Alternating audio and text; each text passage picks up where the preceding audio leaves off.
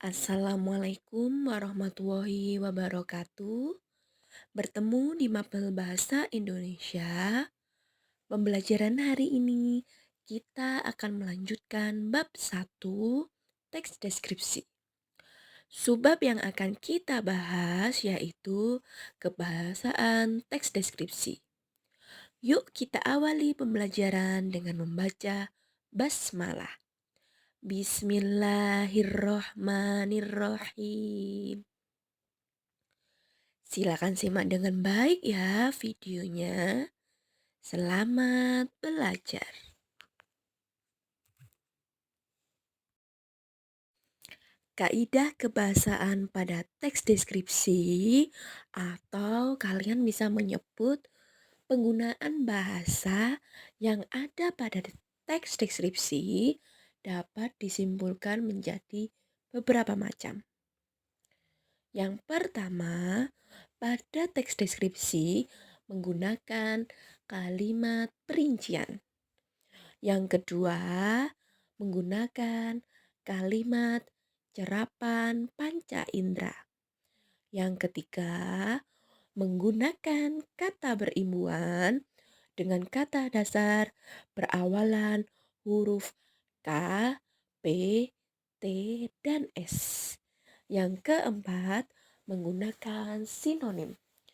Yang kelima, menggunakan kata depan. 6, menggunakan kata khusus. Ketujuh, menggunakan kalimat bermajas. Dan 8, menggunakan huruf kapital dan tanda baca. Untuk pertemuan kali ini, Bu Habibah akan menjelaskan kaidah kebahasaan nomor 1 sampai 4 terlebih dahulu. Simak dengan baik ya penjelasan Bu Habibah.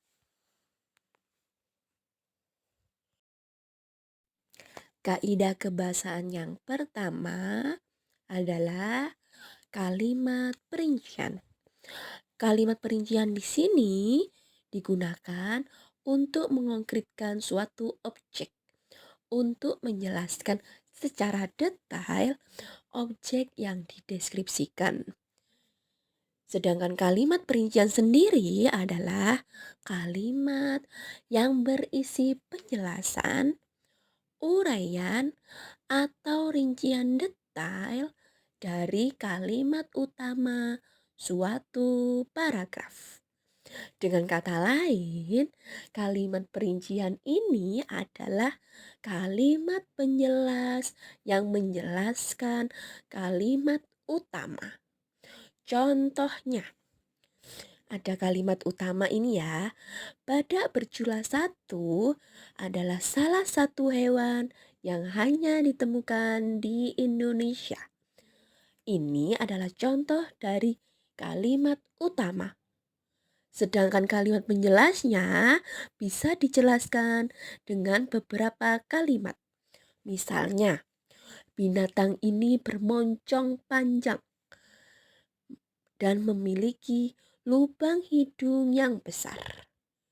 Badannya besar dan berotot. Itu adalah kalimat perincian atau kalimat penjelas. Kaidah kebahasaan yang kedua adalah kalimat yang menggunakan cerapan panca indera. Apa maksud dari kalimat tersebut? Kalimat yang menggunakan cerapan panca indera adalah kalimat yang muncul karena dihasilkan dari indera penglihatan, pendengaran, perasaan, dan lain-lain. Dengan kata lain, kalimat tersebut seolah-olah dapat dilihat, didengar, dan dirasakan oleh pembaca. Contoh dari kalimat yang menggunakan cerapan panca indera dapat dilihat pada tabel berikut. Contoh kalimat yang seolah-olah dapat dilihat adalah ombak putih berbuih bergulung-gulung Di sini ombaknya berwarna putih berbuih dan dapat bergulung-gulung. Jadi, pembaca seolah-olah dapat melihat ombak tersebut. Yang kedua, contoh dari kalimat yang seolah-olah dapat didengar oleh pembaca. Debur ombak pantai terdengar berirama.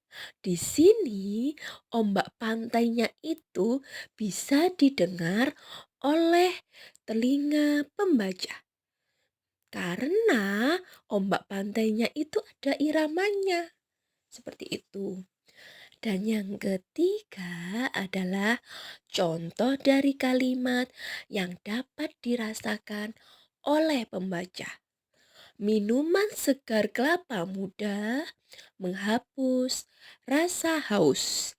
Di sini, pembaca seolah-olah merasakan minuman kelapa muda. Berarti, pembaca seolah-olah meminum minuman tersebut, dan rasanya minuman tersebut dapat menghapus rasa haus. Itu adalah beberapa contoh kalimat yang menggunakan cerapan panca indera. Kaidah kebahasaan yang ketiga adalah kata berimbuhan dengan kata dasar berawalan huruf K, P, T, dan S. Kata berimbuhan awalan me yang diawali dengan kata dasar tersebut memiliki proses rangkaian yang berbeda. Proses rangkaian tersebut dapat dilihat pada tabel berikut. Yang pertama, jika setelah awalan me diikuti oleh kata dasar yang berawalan dengan huruf K, P, T, dan S, maka huruf tersebut harus luluh. Di sini ada 4 kata. Yang pertama, kata pengaruh berawalan huruf P. Kata karantina berawalan huruf K. Kata tonton berawalan huruf T. Dan kata sapu berawalan huruf S. Nah, keempat kata tersebut jika bertemu dengan imbuhan me, maka penulisannya harus luluh. Bisa dilihat pada tabel di sini ya. Kata pengaruh bertemu dengan imbuhan me jadi memengaruhi. Kata karantina bertemu dengan imbuhan me menjadi mengarantina. Kata tonton bertemu dengan imbuhan me menjadi menonton. Dan kata sapu bertemu dengan imbuhan me jadi menyapu. Di sini keempat kata tersebut harus luluh karena berawalan dengan huruf K, P, T, dan S. Yang kedua, jika setelah awalan me diikuti oleh kata dasar yang diawali dengan kluster atau konsonan rangkap, maka huruf K, P, T, dan S tidak luluh. Contoh kata pertama yaitu kata prakarsai. Kata prakarsai di sini berawalan huruf P. Dan kata klasifikasi ini berawalan huruf K. Di sini memang kedua kata ini memiliki awalan huruf P dan K. Namun setelah huruf P di sini ada huruf konsonan, bukan vokal.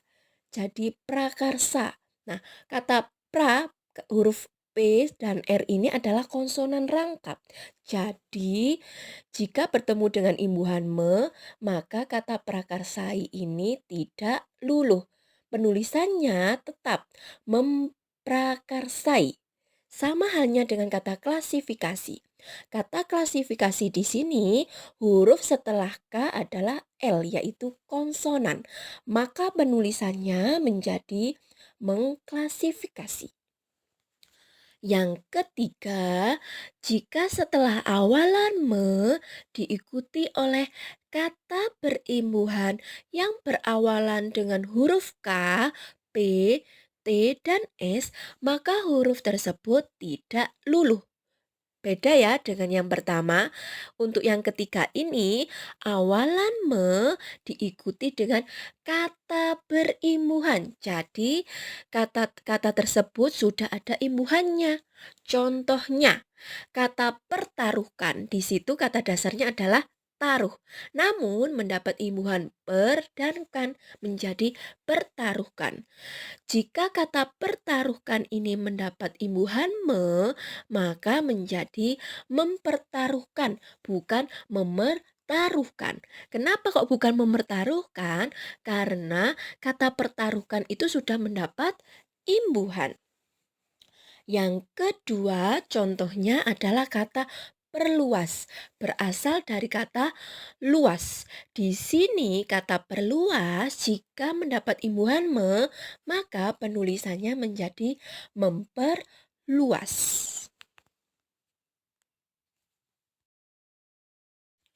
Kaidah kebahasaan yang keempat adalah penggunaan sinonim.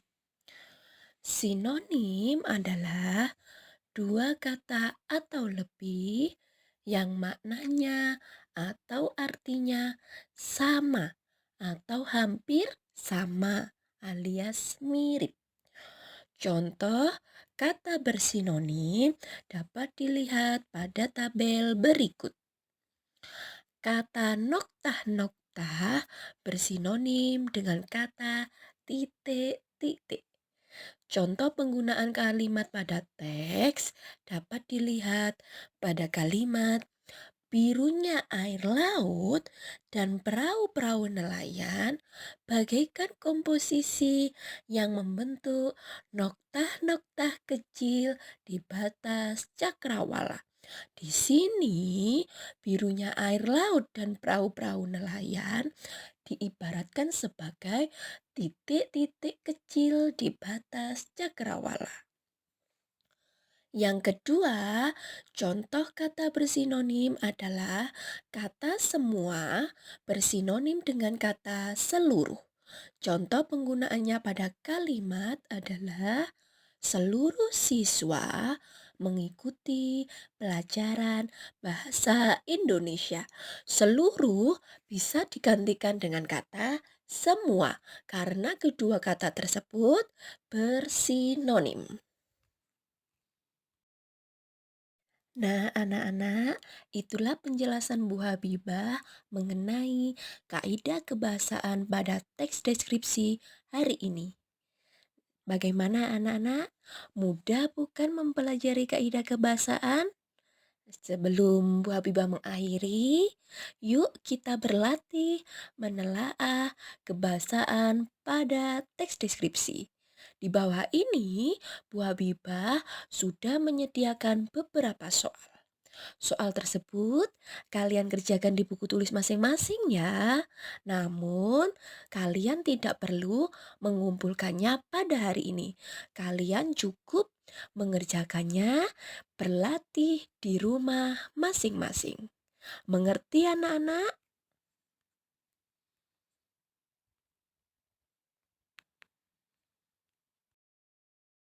Nah, pada soal pertama ini, kalian baca terlebih dahulu teks yang sudah Bu Habibah sediakan. Kalian baca, kemudian kalian cari kalimat perincian yang menjelaskan kalimat utama pada teks tersebut. Untuk kalimat perinciannya tidak hanya satu kalimat, boleh banyak tergantung kalimat yang ada pada teks tersebut. Mengerti? Soal yang kedua, di sini Bu Habibah sudah menyediakan beberapa kalimat. Bacalah kalimat-kalimat tersebut, kemudian tentukan cerapan panca indera yang digunakan pada kalimat tersebut. Contohnya, lantai itu becek dan terdapat sebuah gentong. Kira-kira menurut kalian, kalimat tersebut seolah-olah bisa dirasakan, dilihat, atau didengar oleh pembaca. Nah, jika bisa didengar, maka jawaban di tabel di sini kalian jawab indera pendengaran. Namun, jika kalimat tersebut bisa kalian lihat, maka jawaban yang harus kalian tulis adalah indera penglihatan. Bagaimana? Mudah bukan cara pengerjaannya? Soal yang ketiga berhubungan dengan kata berimbuhan berawalan huruf K, P, T, dan S. Di sini, Bu Habibah sudah menyediakan tiga kalimat yang berbeda. Tiga kalimat yang berbeda ini memiliki kata berimbuhan me. Kata berimbuhan me sudah Bu Habibah cetak tebal. Kalian tinggal memilih manakah penulisan kata berimbuhan me yang benar. Nah, pada kalimat nomor 1. Kalimat ke-1 ya, Pantai Karimun Jawa sungguh memesona. Sedangkan kalimat kedua, Pantai Karimun Jawa sangat mempesona. Menurut kalian, jawaban yang benar ada pada kalimat 1 apa kalimat kedua? Jika jawabannya ada pada kalimat kedua, maka kalian tulis pada kolom jawaban kata-kata pada kalimat 2. Seperti itu. Bisa dimengerti? Dan soal yang keempat, saya minta untuk mencari sinonim dari kata-kata yang Bu Habibah sediakan. Di sini ada tiga kata yang berbeda. Kalian cari sinonim dari ketiga kata tersebut. Bagaimana? Bisa dimengerti penjelasan dari Bu Habibah? Sekarang, soal-soal tersebut kalian kerjakan di buku tulis masing-masing. Kalian tulis soalnya ya, karena soal-soal ini dan jawabannya tidak dikumpulkan hari ini, maka kalian kerjakan dengan baik. Nanti, jika Bu Habibah sudah selesai menjelaskan kaidah kebahasaan selanjutnya, soal-soal ini akan Bu Habibah bahas dan kalian saya minta untuk mengumpulkan nanti jika ada perintah dari Bu Habibah.